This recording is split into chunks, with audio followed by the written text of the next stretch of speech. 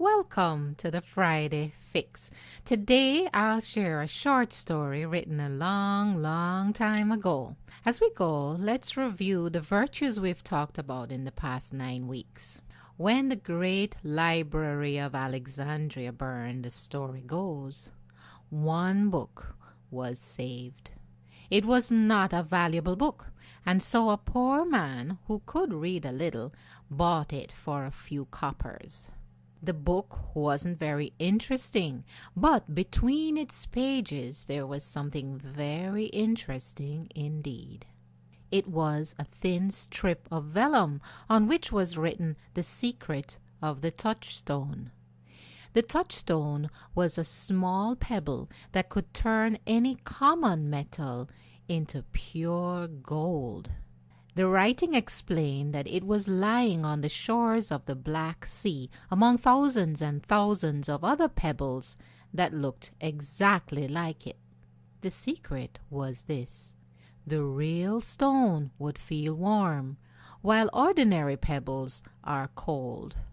So the man sold his few belongings, bought some simple supplies, camped on the seashore, and began testing pebbles.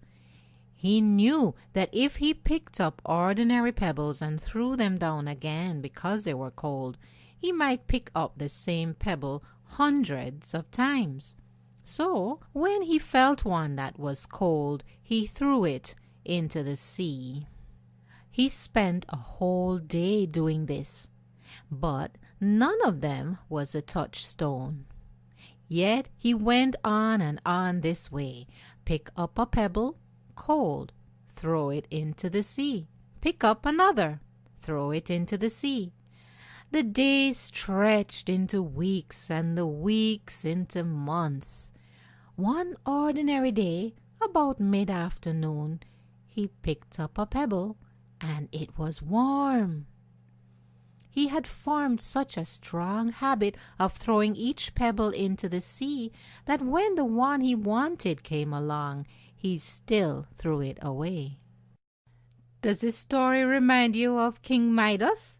Well, it does have some similarities. King Midas is remembered in Greek mythology for his ability to turn everything he touched with his hand into gold. Now, King Midas had prayed for the ability to turn things into gold, and his prayer was answered. Do you think this was a blessing or a curse?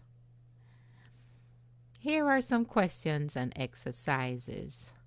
How does the character of King Midas differ from the character who searched for the touchstone? In what ways, if any, is he the same? What do you think would have happened next if he had been successful in obtaining the touchstone? The strategy to find the touchstone was a smart one, but it was flawed. What was the main problem? Brainstorm with your friends. Find a different way to get the touchstone which does not require technology. What would you do with the touchstone? Thank you for listening. Have a great weekend.